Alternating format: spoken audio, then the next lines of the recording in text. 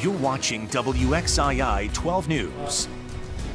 Joe Biden, the presumptive Democratic presidential nominee, and his running mate Kamala Harris are appearing together for their first campaign event. That's right. It's being held in Biden's home state of Delaware in Wilmington. We're going to bring you to that live as soon as it begins. It is anticipated to be an event to introduce Harris as well as their plans moving forward. And we're also following some breaking news here at home. Police say a 15-year-old was killed in a drive-by shooting around 1 o'clock this afternoon. Officers tell us they found his body near the intersection of 26th Street and Cleveland Avenue. Police say the shooting involved a lot of vehicles. Investigators tell us a black SUV carrying a family of 4 got caught up in the crossfire. The back window was shot out, but the good news is nobody inside was hurt. Police say they haven't made any arrests. Scattered showers and some thunderstorms are back for another day. When and where will the rain fall? Meteorologist Michelle Kennedy is standing by. Michelle, I just heard an alert go off in the Weather Center. Any updates on what's happening in the Piedmont Triad right now? Yeah, we've got a flash flood warning. I'm just updating that for you now. We're seeing that the showers and thunderstorms that are forming over the foothills and the mountains continue to fire up with the heaviest of rains right now. You see them lifting in over the mountains. And so this is stretching in with incredible downpours. We didn't have to tell you probably as you were there how noisy it's been too, but the heavier rains may also include some damaging winds and flash flooding concerns for us today. So we're watching for that. Right now we're sitting in those 80s. You're about to be rain cooled and dipping into the 70s, but I want to show you where those showers are lined up right now from Jefferson through Sparta. And this is where we're getting that flash flood warning in western parts of Wilkes County. We also have flood advisories for local areas for streams and creeks that are already in effect for northern parts of Wilkes and southern parts of Allegheny County. So this is going to be a pretty big storm for folks here tonight, and the heaviest of rains, of course, bringing in with it some of the downpours that could create 2 to 3 inch totals. We'll be looking for some of those storms also moving east. Right now you're at 88 degrees in Asheboro. We've got you at 91 in Burlington, feeling much hotter than that. And as we take a look ahead,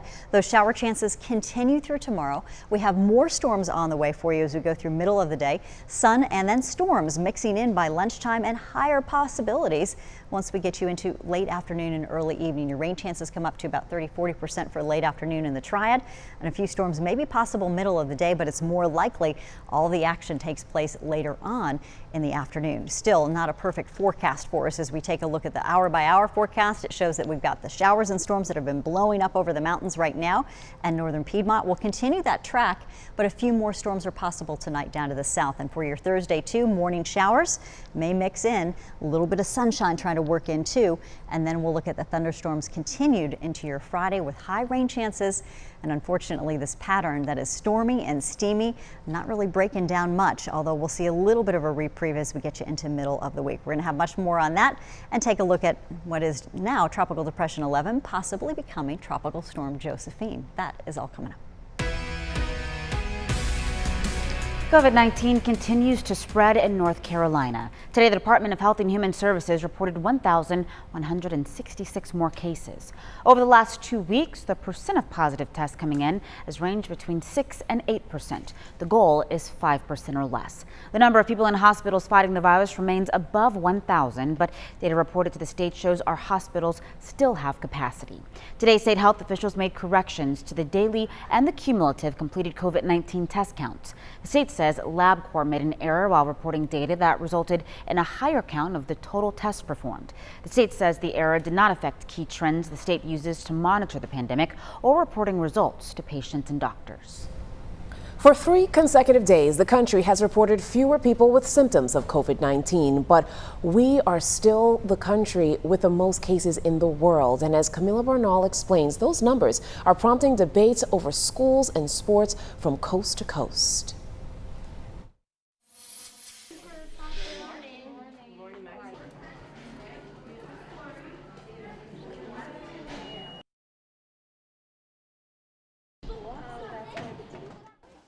The U.S. now recording fewer than 50,000 new daily COVID-19 cases for 3 days in a row. But some experts say it's not something to celebrate. Still generally bad news. We should not settle for having 50,000 new cases per day. High numbers of daily cases still reported in a number of states, including California, Florida, Georgia, and Texas. And according to the doctor, as students return to college, the virus can continue to spread. It's why safety on campuses now also includes halting or delaying college sports. The Big 12 is the only Power 5 conference to definitely say it will play its regular fall season. The Big 10 and Pac-12 conferences postponing football and all other sports this fall. We determined that there was just too much uncertainty and too much risk at the moment to be able to go forward with the season. We didn't cancel the season, importantly. What we did is we postponed it. The ACC and SEC have yet to officially say what they will do, but many players and coaches want to play despite COVID. We believe, based upon the medical information that we have, and we believe that we have some of the best that are advising us, and taking enhanced medical procedures as long as we have a committed group, and our student athletes have been committed since day one. I'm Camila Burnell reporting. Whether it's getting them on or keeping them on, kids and face coverings are not an easy mix. Experts say there are some things parents can do to help, though. First, have a simple and age-appropriate conversation with your child. Second, make them part of the process, allowing them to choose their mask or even decorate it. Third, let them practice wearing and putting on a face mask. Give them gentle reminders, not just verbally. Let them see you wearing a mask. And finally, know your child. Ask open-ended questions to understand why they may be having trouble wearing a mask. Now, the Association of American Medical Colleges has released new guidance on the do's and don'ts of face masks to slow the spread of COVID-19. The group says masks should minimize gaps pretty much around the nose and the chin. Masks should have at least 2 layers and 3 layers when possible. Now, as Brianna just mentioned, kids over 2 years old should wear a mask indoor at public settings. You want to have a good discussion with them beforehand. All businesses should also require masks indoors, and masks are not necessary outdoors if you are not expecting to be around others. Turning now to Russia. Russia claims they have approved the first COVID-19 vaccine in the world, but there is some skepticism about the safety and the effectiveness of this product. It comes as work on U.S. vaccines continue, even here in North Carolina. Here's John Lawrence with more. Perhaps some progress on a coronavirus vaccine. Everything has been working remarkably smoothly. The patients are wonderful. They're here. They can't wait to make their contribution. The Trump administration has inked a $1.5 billion deal with Moderna Inc., one of the companies already producing a vaccine before proof it works. We're on track to rapidly produce 100 million doses as soon as the vaccine is approved, and up to 500 million shortly thereafter. In an interview with CNN last month, principal investigator Dr. Paul Bradley says clinical trials are underway. Half of the subjects have the vaccine, the other half a placebo. Everyone gets treated as if they got the same thing, and we wait and we watch. We're looking for any side effects, any complaints. The deal with Moderna is part of Operation Warp Speed, which is the government's push to get a vaccine available as quickly and safely as possible. There's a process that takes place at the FDA. It's not one person who says, we're good to go. You know, it goes to a bunch of data scientists who look at the data, they compare it to other data, and then they render these recommendations. If testing goes well, experts say a vaccine will possibly be available to the public early next year. I'm John Lawrence reporting. Now, the World Health Organization says that there are more than 24 COVID-19 vaccines that are in human trials at this time. Happening now, police are trying to find the person behind a shooting at a hospital in Louisiana. It happened at St. Mary Medical Center around 5:30 this morning. Officers found one man there who'd been shot in the leg. Now, Shreveport police are searching for a 41-year-old who they say has a weapon and is described as dangerous. Police say he made threats to kill anyone who tried to stop him.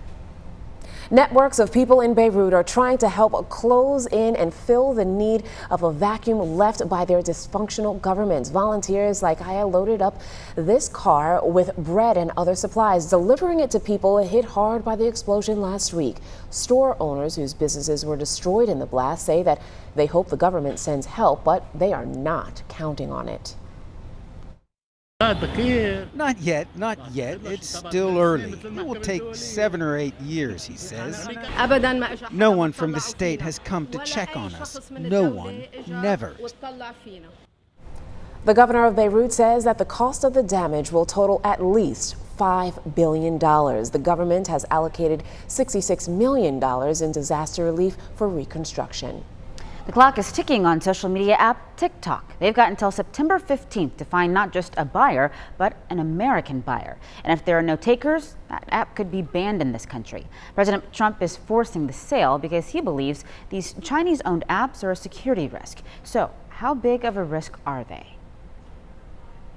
Probably no information captured by TikTok that's relevant to Chinese intelligence. The risk comes from ByteDance, TikTok's Chinese owner, and the fact that it is subject to the whims of the Chinese government. And so it's ByteDance that could use TikTok as a vehicle for espionage if they chose to do so. That expert says TikTok could theoretically be used as a vehicle to get access to people's other private information on their phones. TikTok says it's never shared user data with the Chinese government nor censored content at its request. Let's give you a live look right now at traffic conditions in the Piedmont Tri. This is US 29 at Phillips Avenue out of Greensboro, where things look really good. We'll let you know if any delays are reported throughout the Piedmont Tri heading in this direction, though you are good to go. Stick around. We'll be right back after this short break.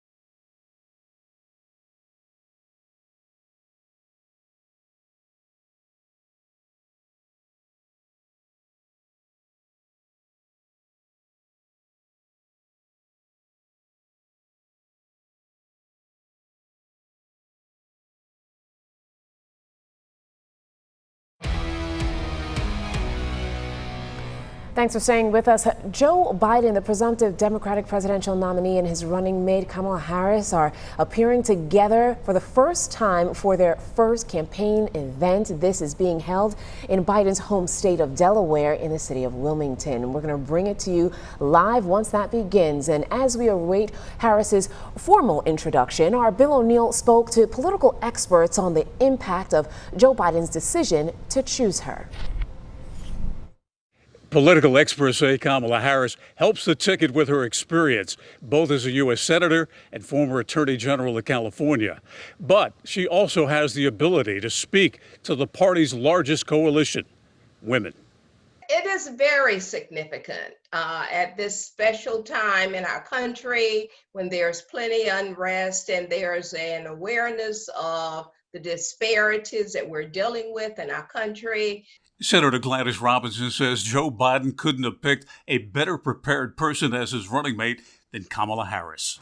So this is a moment in time that is requiring us to fight for the best of who we are, and fight we will. Last August, Harris made a campaign stop at Smith High School in Greensboro, then as a presidential hopeful. Guilford County Democrat Martha Klein was among the diverse crowd that turned out. I was really excited. She's a woman. And as a woman, that excites me, for one thing.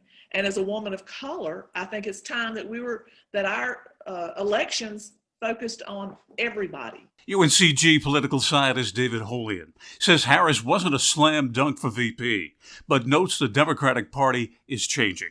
I think it's increasingly unimaginable that a Democratic ticket anytime soon is going to be headed by a couple of white guys. Holian says Harris has the ability to speak to issues of the moment, such as racial justice, and shows that the Democratic Party values both women and diversity. She is at once a historic choice and also, it seems like, the very safest choice.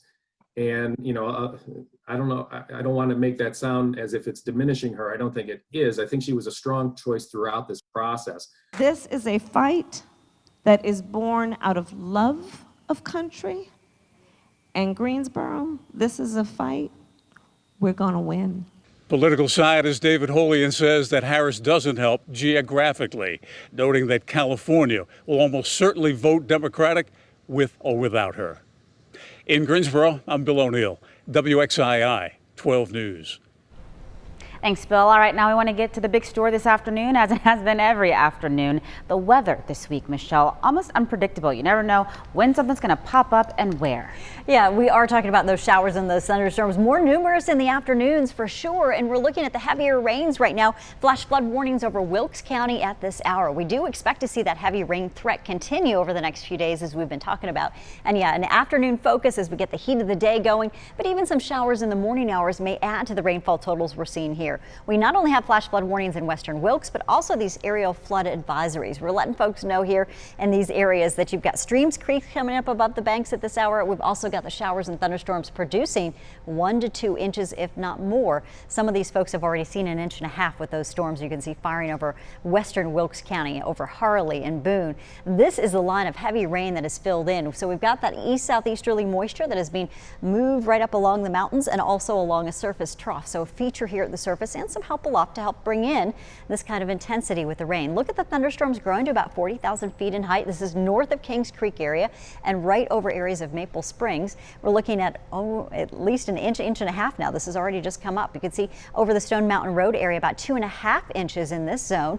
And we're looking at that in northern Wilkes County. We go back up into Boone and Blowing Rock, where rain is now continuing to fill in and easily 2 inches, and not out of the question there. Those thunderstorms are growing with height. We may see 1 or 2 of these produce enough to call it a severe thunderstorm. Possibly some damaging wind may be implicated with these storms. We're expecting that focus, though, to be a little bit farther north, right over Stewart, Martinsville area, northern Stokes, as well as northern Surrey and Rockingham. So we'll watch for that today. Right now, you're at 91 in Burlington, 89 in Greensboro. You may not have the storms yet, but there is a good chance that you're going to see 1 or 2 firing within the next 1.5 hours. We've got the clouds forming overhead in the Triad now. 65 tomorrow morning. We've got the fog likely. That passing rain chance continues to build through the afternoon hours.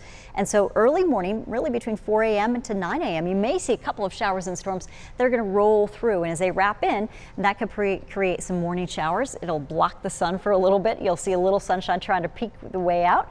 Mix of clouds and a storm or two by noontime for folks in the foothills, and then of course later in the day for folks in the Tri. We bring rain chances up to 30% for the late afternoon hours to near 40%, and then pump it up to 60% for the afternoon and evening. So you will get good rounds of showers and storms. And of course, not everyone's seen the rain yet, but that changes as we get you into the next couple of hours. Some of our forecast models not even picking up the intensity that we have right now, but we're anticipating some showers early tomorrow morning. More of that action though with the upper 80s. Continues to build out to the west. We should be at near 86 tomorrow. A few folks may make it into the 90s again, like Burlington, where you have a little more sunshine to work with. But the morning fog and those passing showers early may keep our temperatures down. That also goes for Friday, which looks very similar to our Thursday. The thunderstorms firing as we get you into the afternoon hours should keep temperatures down around 84 degrees. So not quite as hot, but certainly not quite as sunny either for most of the day on Friday as we see those rounds of showers roll through. 82 degrees at the Wyndham Championships on Thursday with some warm and humid conditions. More clouds and sun possible as we go through the afternoon hours. Your temperatures warm to about 86 degrees and rain chances rising all the way through Friday. So likely we'll see some intermittent rain delays. You might be able to get in some play early in the day if it's not completely soggy on the course, but then the thunderstorms building for the afternoon hours.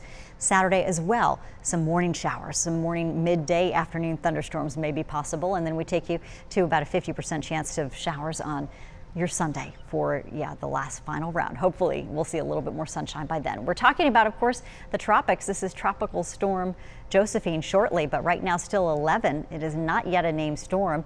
We will watch that though as it tracks through to the west and west-northwest, hopefully making a turn before it reaches the coast of the Carolinas. Still to be determined though, exact track and intensity of that storm. All right, the 7-day forecast stretching out, of course, with the 80s. We've got you near 90 on Monday, and storm chances back at 50% on Tuesday as well as Wednesday. Still ahead, an ambitious little boy with a sweet and satisfying business. How he's doing just more than just making lemonade. And on the opposite end of the spectrum, a woman full of spirit and determination. At 103, she isn't letting anything stop her. We'll introduce you to Gussie coming up.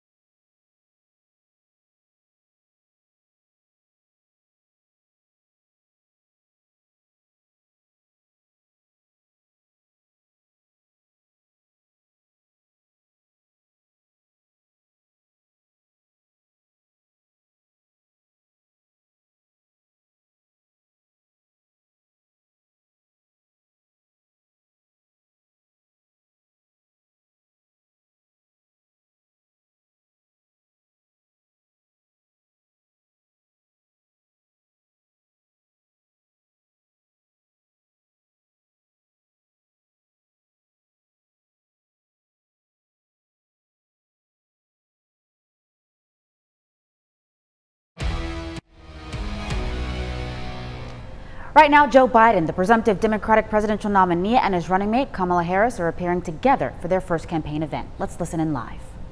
Keeping our social distancing and playing by the rules. Good afternoon, everyone. To me and to Kamala, this is an exciting day. It's a great day for our campaign, and it's a great day for America, in my view. Over the past several weeks, I've had the incredible privilege of meeting and spending a good deal of time with a group of talented women leaders, all of whom are qualified to be president. With each one, The more I learned about them, the more I talked to them, the more impressed I was, even though I knew them before. I want to thank each and every one of them for being part of this process. And I look forward to working with them as we rebuild this country to get elected and once we are elected, God willing. I approach this with a seriousness of purpose and of mind because this is a serious moment for our nation. We're at one of those inflection points. You've heard me say that before in our history. A life-changing election for this nation. And the choice we make this November is going to decide the future of America for a very, very long time. And I had a great choice, great opportunities. I had a great choice, but I have no doubt that I picked the right person to join me as the next Vice President of the United States of America, and that's Senator Kamala Harris. You know, and it seems Americans all across this nation, at least at the outset here, agree with me. Yesterday, we had our best grassroots fundraising day of the campaign, more than double our previous record. And in doing so, we set a single-day record for online political fundraising. And I think I know why. So I hope that you'll join us as well, those of you who listen today. Go to joebiden.com today. $5, $10, whatever. Kamala, as you all know, is smart. She's tough. She's experienced. She's a proven fighter for the backbone of this country, the middle class, for all those who are struggling to get into the middle class. Kamala knows how to govern. She knows how to make the hard calls. She's ready to do this job on day one. And we're both ready to get to work rebuilding this nation and building it better. As Attorney General of the largest state in the country, Kamala took on the big banks over mortgage fraud and won. Took on big oil when it wanted to pollute without consequences. She was a pioneer in marriage equality and tackled the gun lobby. You know, we've all watched her in the United States Senate go toe-to-toe with Trump officials, trying to hide the truth, asking the tough questions needed to be asked, and not stopping until she got an answer. And when none was forthcoming, it was obvious what the answer was. As a member of the Intelligence Committee and the Judiciary Committee, she's been the center in the middle of the most critical national security challenges our country faces. Well aware of all the threats to this nation and ready to respond to them. And as a child of immigrants, she knows personally how immigrant families enrich our country, as well as the challenges of what it means to grow up Black and Indian American in the United States of America. Her story is America's story, different from mine in many particulars, but also not so different in the essentials. She's worked hard. She's never backed down from a challenge. And she has earned each and every of the accolades and achievements that she has gained, many of them often in the face of obstacles that others put in her way, but never quit. And this morning, all across the nation, little girls woke up, especially little Black and brown girls, who so often feel overlooked and undervalued in their communities. But today, just maybe, they're seeing themselves for the first time in a new way as the stuff of president and vice presidents. In her campaign in the primary, Kamala often talked about what she referred to as the 3 a.m. agenda, about moms and dads awake late at night in their kitchens, worried, scared, uncertain about how they were going to take care of their families, about how they were going to pay the bills, about how they were going to make it, simply make it. Growing up in Scranton and Claymont, Delaware, I saw that struggle with my family as well. Kamala saw it with hers as well. And millions of Americans are living that struggle as we speak, especially in this moment of crisis, especially with so many jobs lost. Kamala and I both know that all folks are looking for, as my dad would say, is an even shot Just give me a shot, a fair shot, a shot at making it. And it'll be the work of our administration to make sure they get a fair shot. Working families need someone on their side in this nation because they certainly don't have anyone in the president now on their side. That's going to change in the Biden-Harris administration. It's going to be gratifying to see the strong, enthusiastic reaction to Senator Harris as our next vice president. You know, it comes from people all over the country. It's already occurring all over the country, all ideological views, all backgrounds. Events, of course, we are predictable, some of them. It comes from all over, except, of course, from Donald Trump's White House and his allies. You all knew it was coming. You could have set your watches to it. Donald Trump has already started his attacks, calling Kamala, quote, nasty, whining about how she is, quote, mean to his appointees. It's no surprise, because whining is what Donald Trump does best, better than any president in American history. Is anyone surprised Donald Trump has a problem with a strong woman or strong women across the board? We know that more is to come. So let's be clear. If you're a working person, worried about whether or not you'll have a job to go to, whether or not you'll be able to pay your mortgage, pay your rent, worried about the poison in the air you breathe, the water you drink, worried about your civil rights, even your basic right to dignity, which is under attack with this administration. Kamala Harris has had your back, and now we have to have her back. She's going to stand with me in this campaign, and all of us are going to stand up for her. On January 20th, 2021, we're all going to watch Senator Harris raise her right hand and swear the oath of office as the first woman ever to serve in the second highest office in America, in this land. And then we're going to get to work fixing the mess that President Trump and Vice President Pence have created, both at home and abroad, through 4 years of mismanagement and coddling of terrorists and thugs around the world. Not only will America dig itself out of this hole they've put us in, we're going to build back, and we're going to build back better. We have a public health crisis. While he's in court trying to do away with health care, with more than 5 million reported infections, 165,000 people dead and climbing as a consequence of COVID-19.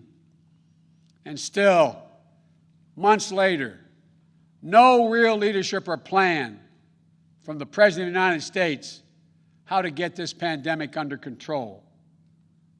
No real help for the states and local governments trying to fill the vacuum of leadership from the White House.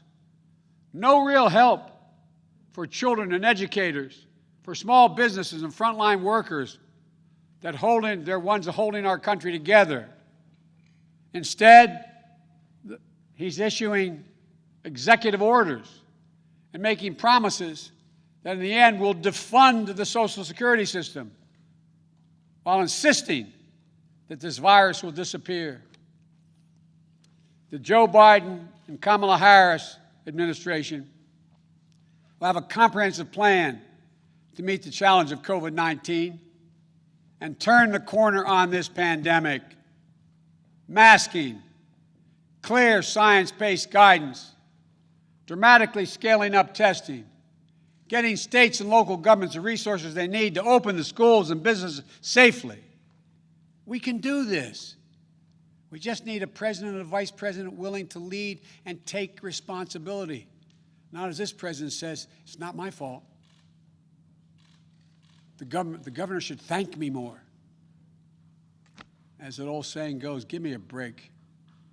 We have an economic crisis with more than 16 million Americans, 16 million still out of work. Donald Trump is on track to break another record, on track to leave office with the worst jobs record of any American president in modern history. But instead of doing the hard work of meeting face-to-face with congressional leaders, Democrats and Republicans in the White House, like every other president has done in a crisis, to get Americans the relief they need and deserve, Donald Trump is on the golf course. If I told you this 3 years ago, you'd look at me like I was being crazy. He hasn't even met with the leadership. He doesn't have time, it appears. We have a climate crisis that Donald Trump refuses to even acknowledge. When he thinks about climate change, all we hear is the word hoax. The Biden-Harris administration is going to meet the climate crisis, protect the health of the American public. And along the way, we're going to deliver one word: jobs, good paying jobs. We have a racial justice crisis. Donald Trump seeks only to inflame it with his politics of racist rhetoric and appeals to division.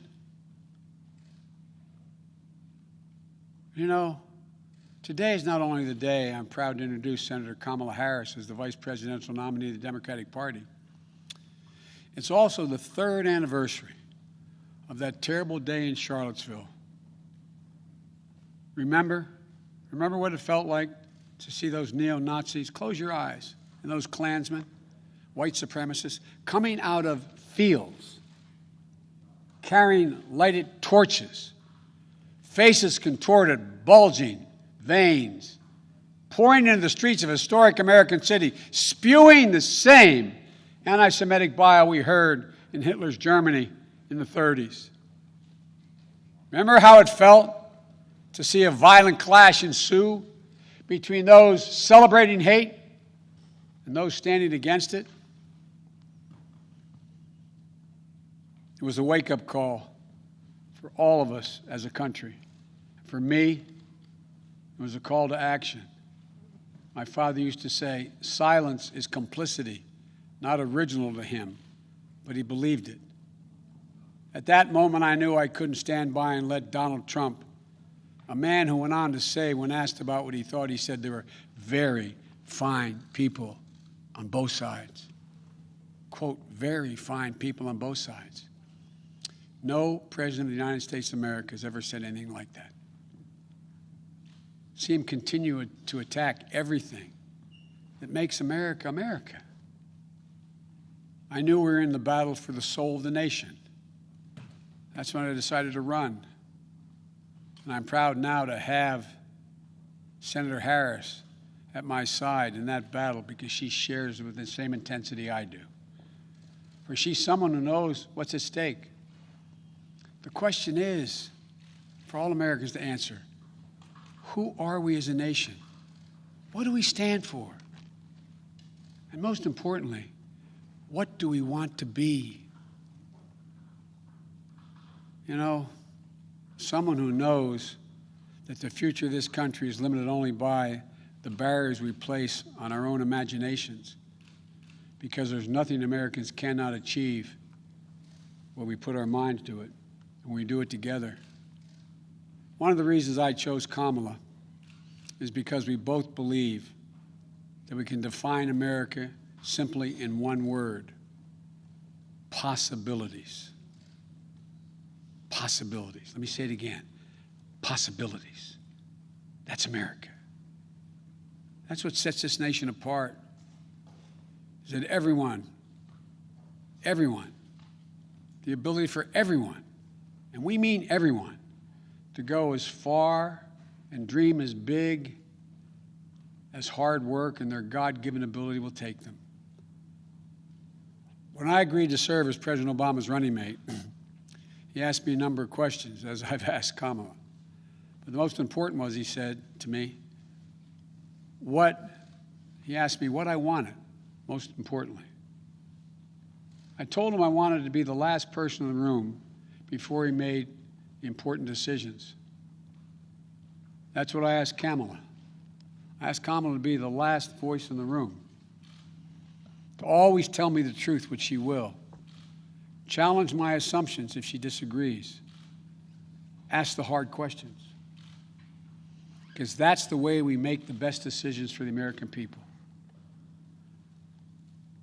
I got a chance to spend some time at my home today with Kamala and Doug. And I want to thank them, and I thank them publicly for agreeing to join and take this journey with Jill and me. Doug, you're going to have to learn what it means to be a barrier breaker yourself in this job you're about to take on. America's first, second gentleman. And although they're not with us here today, I want to thank Ellen Cole as well. I had a chance to speak to Doug's mom and dad and to Ellen Cole. And we're going to get our kids together to let them know what's coming. My grandchildren are about the age of their children. I got to speak to them. My campaign has always been a family affair, every campaign I've run. So I've got some news for you. You're all honorary Bidens. And here's the best part. Kamala, you've been an honorary Biden for quite some time. You know, I came first to know who Kamala was through our son, Beau Biden. They were friends. They served as attorneys general at the same time. They took on the same big fights together. Kamala in California, Beau here in Delaware. Big fights that helped change the entire country. I know how much Beau respected Kamala and her work, and that mattered a lot to me, to be honest with you, as I made this decision. So now, we need to get to work, pulling this nation out of these crises we find ourselves in, getting our economy back on track, uniting this nation, and yes, winning the battle for the soul of America. My fellow Americans, now let me introduce to you, for the first time, your next Vice President of the United States, Kamala Harris. Kamala, the floor is yours.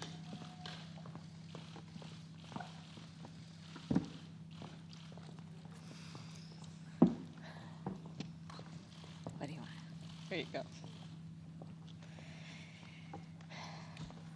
Thank you, Joe. Thank you. Thank you, Joe. As I said, Joe, when you called me, I am incredibly honored by this responsibility, and I'm ready to get to work. I am ready to get to work. After the most competitive primary in history, the country received a resounding message that Joe was the person to lead us forward. And Joe, I'm so proud to stand with you. And I do so mindful of all the heroic and ambitious women before me, whose sacrifice, determination, and resilience makes my presence here today even possible. This is a moment of real consequence for America. Everything we care about, our economy, our health, our children, the kind of country we live in, it's all on the line. We're reeling from the worst public health crisis in a century. The president's mismanagement of the pandemic has plunged us into the worst economic crisis since the Great Depression. And we're experiencing a moral reckoning with racism and systemic injustice that has brought a new coalition of conscience to the streets of our country, demanding change. America is crying out for leadership. Yet we have a president who cares more about himself than the people who elected him. A president who is making every challenge we face even more difficult to solve. But here's the good news. We don't have to accept the failed government of Donald Trump and Mike Pence. In just 83 days, we have a chance to choose a better future for our country. So, Joe, Dr. Biden, thank you for the trust you've placed in me.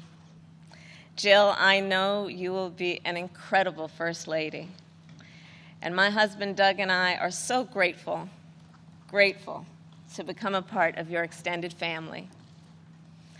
And ever since I received Joe's call, I've been thinking, yes, about the first Biden that I really came to know, and that, of course, is Joe's beloved son, one of his beloved sons, Beau. In the midst of the Great Recession, Beau and I spoke on the phone practically every day, sometimes multiple times a day, working together to win back billions of dollars for homeowners from the big banks of the nation that were foreclosing on people's homes. And let me just tell you about Beau Biden. I learned quickly that Beau was the kind of guy who inspired people to be a better version of themselves.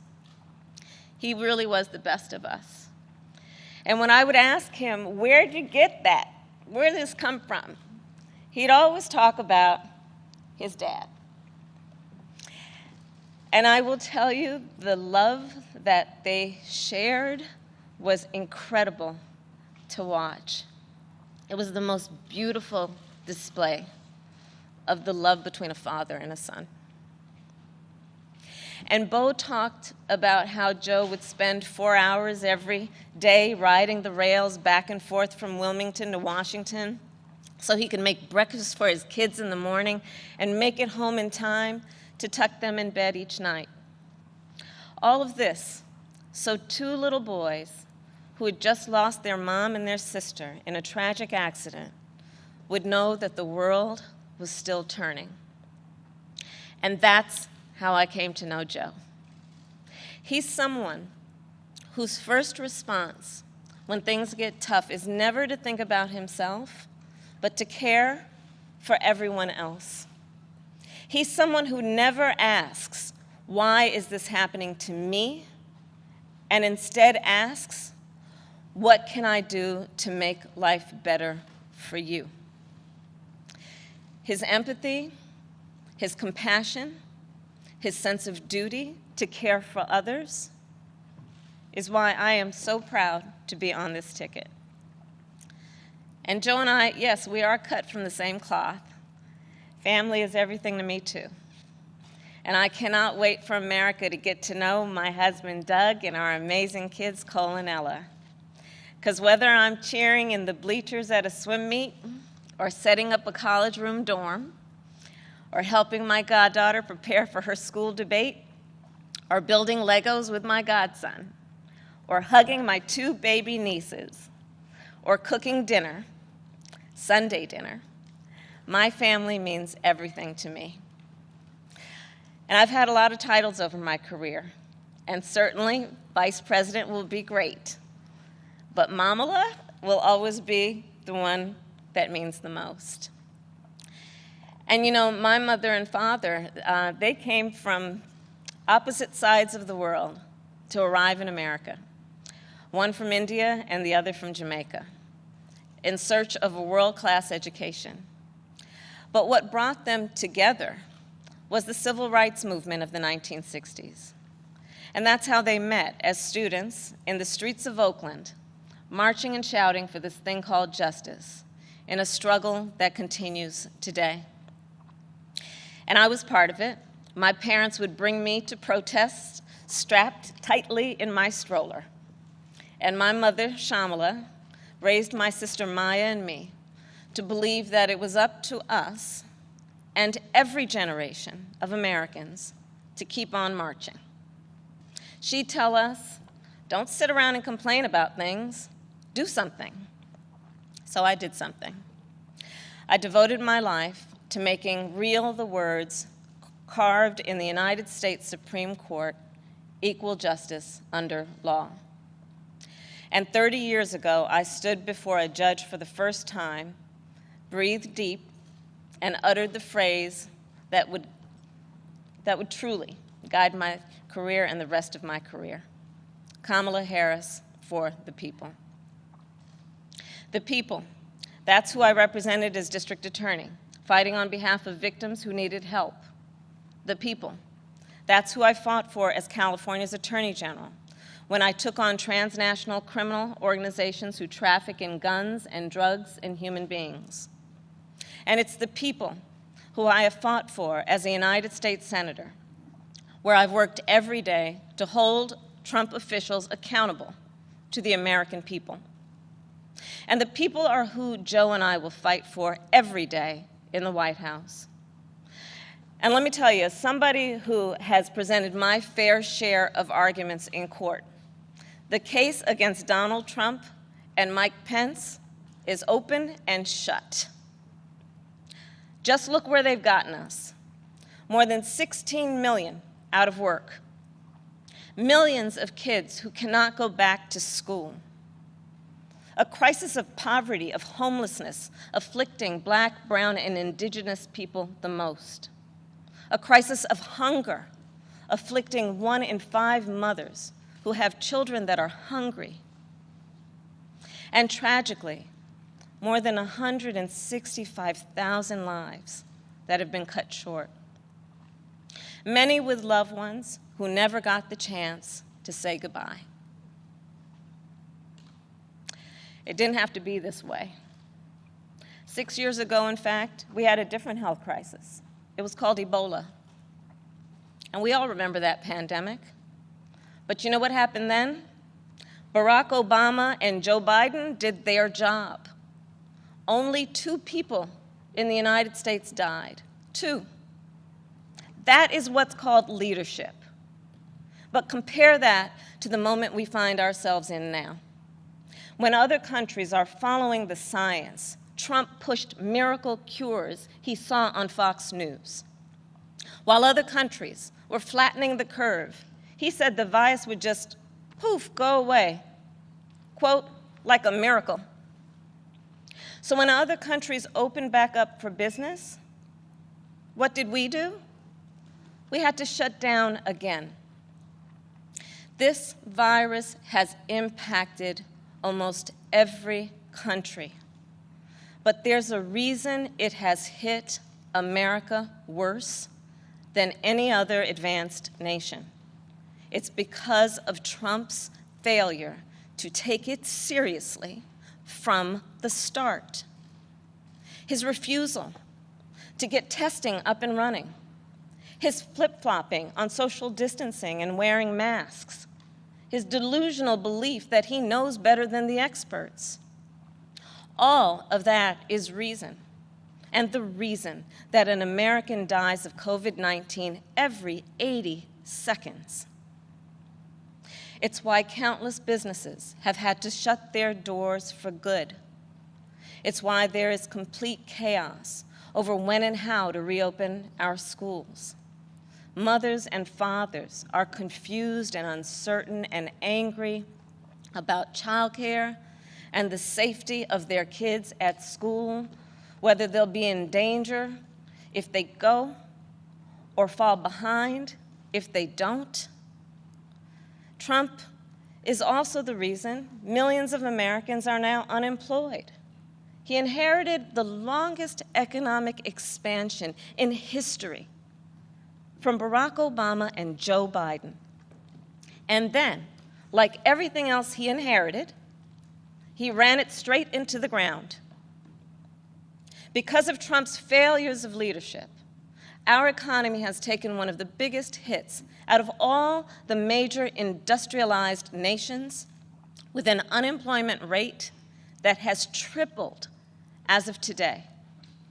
This is what happens when we elect a guy who just isn't up for the job. Our country ends up in tatters, and so does our reputation around the world. But let's be clear, this election isn't just about defeating Donald Trump or Mike Pence. It's about building this country back better. And that's exactly what Joe and I will do. We'll create millions of jobs and fight climate change through a clean energy revolution. Bring back critical supply chains so the future is made in America. Build on the Affordable Care Act so everyone has the peace of mind that comes with health insurance. And finally, offer caregivers the dignity, the respect, and the pay they deserve. We'll protect a woman's right to make her own decisions about her own body, root out systemic racism in our justice system, and pass a new Voting Rights Act, a John Lewis Voting Rights Act, that will ensure every voice is heard and every voice is counted. The civil rights struggle is nothing new to Joe. It's why he got into public service. It's why he helped reauthorize the Voting Rights Act and restore unemployment discrimination and employment discrimination laws. And today, he takes his place in the ongoing story of America's march toward equality and justice as the only who has served alongside the first black president and has chosen the first black woman as his running mate. But as Joe always points out, this election is about more than politics. It's about who we are as a country.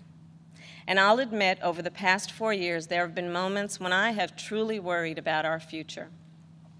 But whenever I think that there is a reason for doubt, whenever I've had my own doubts, I think of you, the American people, the doctors and nurses and frontline workers who are risking your lives to save others, the truck drivers and the workers in grocery stores, in factories, in farms, working there, putting your own safety on the line to help us get through this pandemic, the women and students taking to the streets in unprecedented numbers, the dreamers and immigrants who know that families belong together, the LGBTQ Americans who know that love is love, people of every age and color and creed who are finally declaring in one voice that yes, Black Lives Matter. All across this country, a whole new generation of children is growing up hearing the cries for justice and the chants of hope on which I was raised, some strapped into strollers of their own. And trust me, it's a song you'll never forget. So to everyone keeping up the fight, you are doing something. You are doing something great. You are the heroes of our time. And you are the reason I know we are going to bring our country closer to realizing its great promise. But to do it, we'll need to work, organize, and vote like never before, because we need more than a victory on November 3rd. We need a mandate that proves that the past few years do not represent who we are or who we aspire to be. Joe likes to say that character is on the ballot, and it's true. When he saw what happened in Charlottesville 3 years ago today, he knew we were in a battle for the soul of our nation. And together with your help, that's a battle we will win. Earlier this year, I said I'd do whatever Joe asked me to do. And so now I'm asking you to do the same. So visit joebiden.com to get involved in this campaign and vote, because electing Joe Biden is just the start of the work ahead of us. And I couldn't be prouder to be by his side, running to represent you, the people. Thank you, and may God bless the United States of America. Thank you. 83 days to the election, and you've been listening for about the last 45 minutes to the presumptive Democratic presidential ticket. That's right, Joe Biden there on your screen, joined by Kamala Harris. We'll break down their joint appearance coming up a little later this evening. We are following two breaking news stories, however, in the triad. High school football across North Carolina will take place in the spring. And in addition to that, investigators say a 15-year-old is dead. Police are still at the scene in Winston-Salem. We'll have a live report coming up in just moments.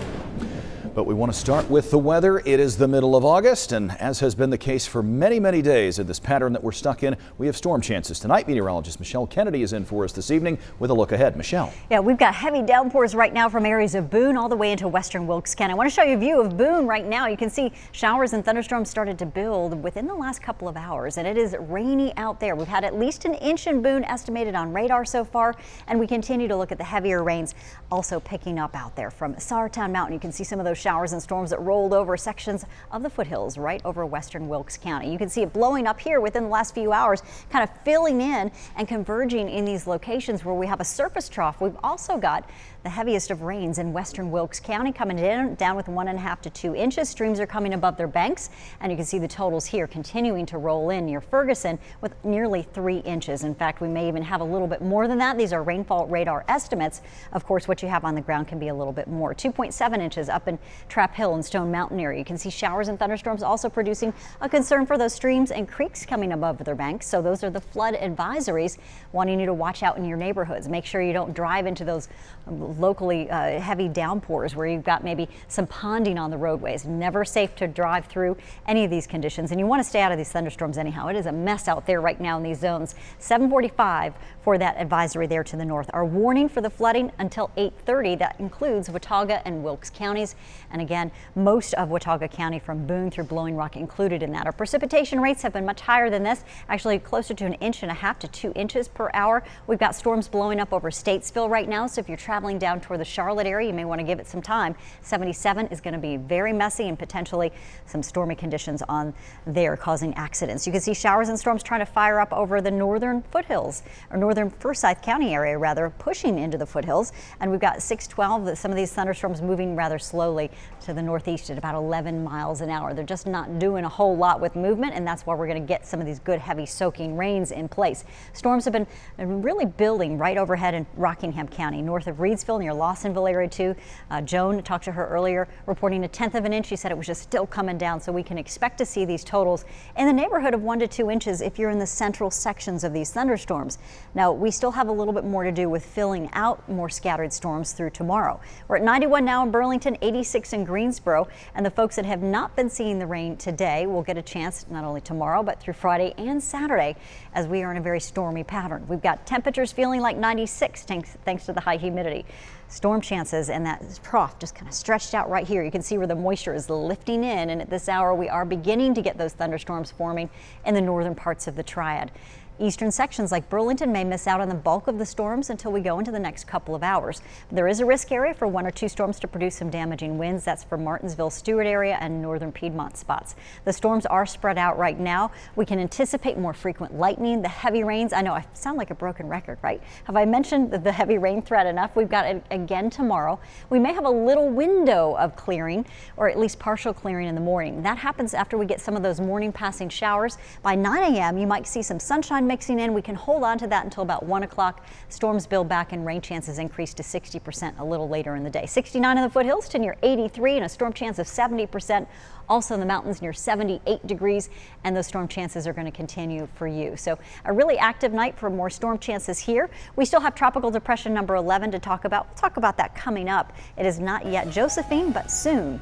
The 7-day forecast shows a little bit of a back down on those storm chances by Monday, but hot 90s returning. I want to get back to that breaking news in Winston-Salem. Heartbreak tonight for a family in the Twin City. Someone shot and killed a teenager this afternoon. Our Brendan Bates been live at that scene for us.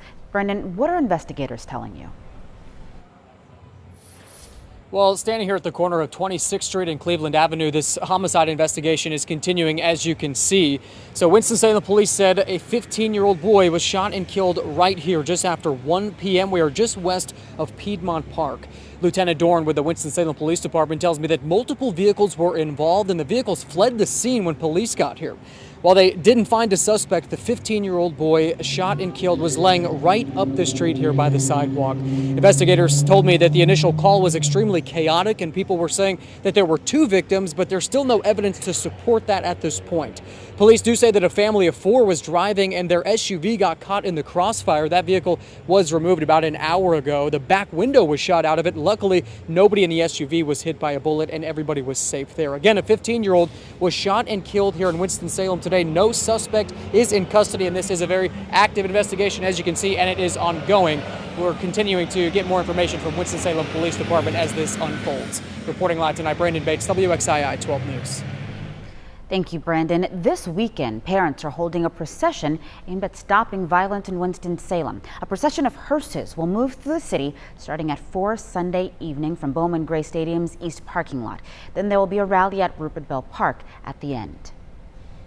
No fall football or anything else for that matter for North Carolina teens this year. High school sports throughout the state are delayed, so here are the new dates to keep in mind. Football has been delayed until the spring, with the first practice now set for February 8th. There will be just 7 games and the season will end April 9th. Cross country, volleyball, and swimming will be allowed to begin as early as November. The basketball season in high school in North Carolina will be abbreviated as well. It'll begin December 7th and conclude February 19th. Lacrosse and men's soccer get the go-ahead in January. Golf, boys tennis, girls soccer, and softball will begin in March. The sports year will end with baseball, girls tennis, track and field, and wrestling, all of which begin in April. Some breaking news now. Stokes County Schools just announced it will move to Plan C for the first 9 weeks of school. The district says it does not have enough PPE or cleaning supplies to have in-person orientation or open houses next week. That means students and parents will have to go through screenings and wear masks to get to orientations. Plan B will start in October. Right now, the president's expected to hold a news conference at any minute. We will bring it to you here from the White House as soon as it begins. You're watching WXII 12 News at 5. We'll be right back.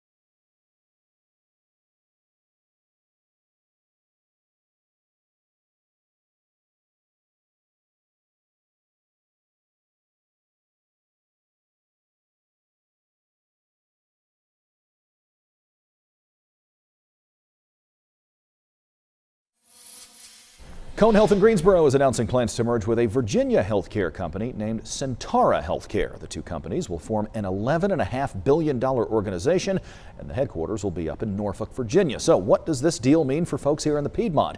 Bill O'Neill has the story tonight, all new at 5 from Greensboro.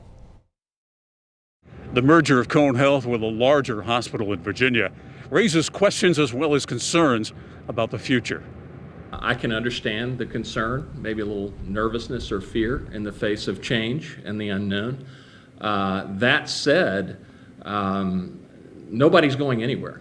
We're not leaving. Cone Health CEO Terry Aiken calls the merger, quote, good news, saying it provides more resources to expand facilities and more digital and virtual access. But nobody needs to worry about the excellent care that they've become accustomed to from Cone Health going anywhere. Aiken says the two companies began talks well over a year ago, long before the pandemic. He also says the merger wasn't needed, but that Cone was looking for a like-minded partner. Why were you looking for a partner? Well, this is a challenging time in healthcare. It's tumultuous.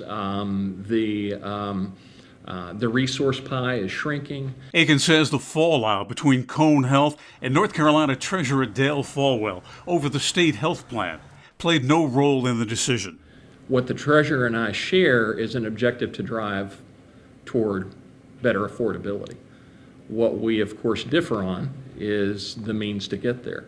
Treasurer Folwell says hospital mergers traditionally mean less access and higher costs for patients.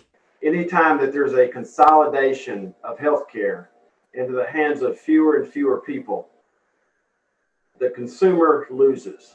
Health experts say that when you have mergers, you tend to have higher pricing. What do you respond to that? Well, we did not go about this merger with the idea that bigger is better, or the idea that we're going to get better pricing by being bigger. That's not a part of our objective. Aiken says the merger is about affordability and lowering cost. He also says Cone Health is financially strong. That activity is back to 90 to 95% of what it was before the pandemic. We asked him what the merger means to the more than 13,000 Cone Health employees. In this day and age, both Centara and Cone Health have a commitment to no layoffs. So if we find efficiencies, those will be handled through attrition or reassignment. And keep in mind, this is about growth. Terry Aiken says the name Moses Cone Hospital will remain, but says the name of Cone Health, its future remains uncertain. In Greensboro, Bill O'Neill, WXII 12 News. And we're taking a look at some of the strongest showers and thunderstorms that will continue to fire up. We've got some flash flood warnings as well, and we'll have more details on that for Western Wilkes County next.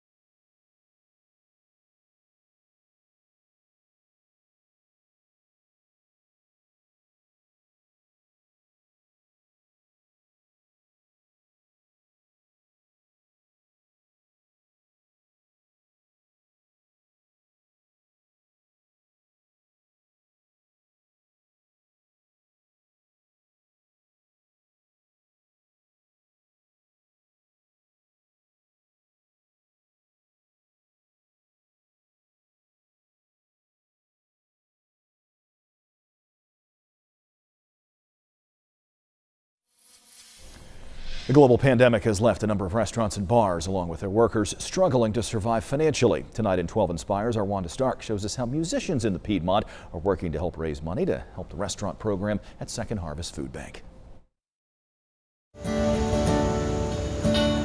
Will wash away our sorrow. There's hope for tomorrow and the bright. Dale Cole and Steve Jones first met about a year ago and quickly struck a chord. 5 months ago, when COVID-19 began to shut down bars and restaurants, they became part of a large band of traveling musicians on trailers, performing to help workers in the food service industry. Everybody I approached with this concept was just, yes, yeah, count me in. They were just so happy to help out. It's just amazing. They called it the Virtual Village, and it grew from there. And I said, you know, wouldn't it be great if these artists who are performing have music that they can share with us, and we can put it on an LP that we can in turn sell and raise money for the Virtual Village. That's how Beyond the Mask was born. Volume 2 of original music has just been completed. Proceeds will go to Providence, the restaurant training and catering program of Second Harvest Food Bank. When Dale Cole called me and then he told me some of the people that were involved, I cried. You see, this has been a challenging time for Providence. The restaurant here at Doubletree by Hilton remains open, but reservations are down dramatically. Many of the people who worked at Providence have been transferred to the food bank to prepare meals for children in our community.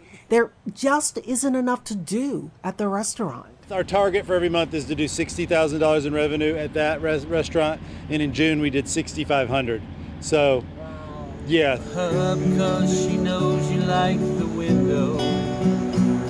The plight of the struggling restaurant worker is the theme of one of the songs on the latest virtual album called Taking Care. No need to pick the phone up on the first ring anymore.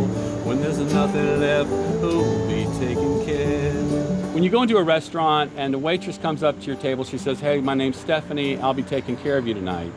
So basically, when there's nothing left, who'll be taking care? One of the few good side effects of the pandemic, increased creativity. Steve and his wife Brooks collaborated for the first time on 3 songs. This one she wrote called Who's Gonna Cut My Hair? Pair of scissors and a chair.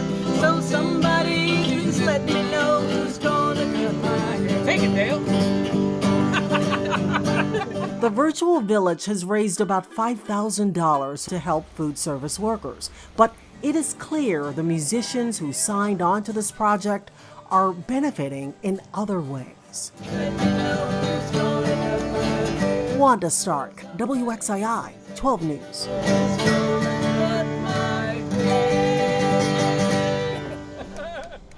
Another great one from Wanda. Many thanks. And if you'd like to help by purchasing an album or some merchandise, just visit WXII12.com and find the link to the Virtual Village. Well, speaking of charity and Second Harvest, so far today you have helped us to raise $37,000. We're doing another one of those virtual telethons, partnering once again with our friends at Second Harvest Food Bank. You can find all the information you need on how to donate and where the money goes on our website, WXII12.com/Second Harvest. I want to check back in with meteorologist Michelle Kennedy, keeping our eye on some alerts that we're getting into the newsroom about weather popping up in the Triad. So what's the latest, Michelle? Well, Brianna, we continue to look at the showers and thunderstorms creating flash flood concerns in western Wilkes County, also Watauga County. As you can see, the focus of those storms has been blowing up right along the foothills and the Blue Ridge Parkway. You can see Watauga, Wilkes County until 8:30. We have that severe concern. The flash flooding is taking place with 2 to 3 inches in some spots near Ferguson, for instance. And as we go into Stone Mountain State Park, we've also seen about 2-inch totals now. So looking at staying off those roads, a reminder to also watch in these spots too along Route 21 where we have flood advisories. These are aerial flood advisories for streams and creeks that could come up above their banks. And that's what we've seen so far with any of these thunderstorms. Also near Statesville and tremendous downpours, similar system that formed with that flow of the moisture converging in these areas here just within the last few hours. The showers and thunderstorms also helped by a little wave of energy aloft that's sitting up over in Kentucky.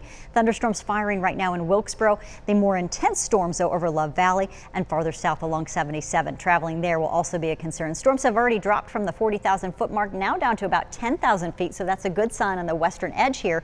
But you still have rain continuing, and we have totals that have continued to jump up between Kings Creek and Maple Springs and that western spot of Wilkes County. You've seen almost 2.5 inches there, and Stone Mountain State Park already approaching the 3-inch mark. So edges of these thunderstorms right now starting to weaken, but we will see a few more storms firing in the Triad. Look at this, just forming right overhead. They're not moving very quickly. Some of these have been moving at a mile an hour or to the north at about 5 to 10, and that's not a very fast speed, and that's what's going to help to bring in the heavy rain. So soaking downpours and very steamy conditions. We're grateful when we do see the showers, just not too much, right? 91 degrees in Burlington has been feeling a lot hotter today, more like the upper 90s to near 100 at times. By early tomorrow morning, we've got you down to 65, a rain chance of 30% with passing rain likely. So tomorrow, there is a little bit of a change, not just afternoon storm variety.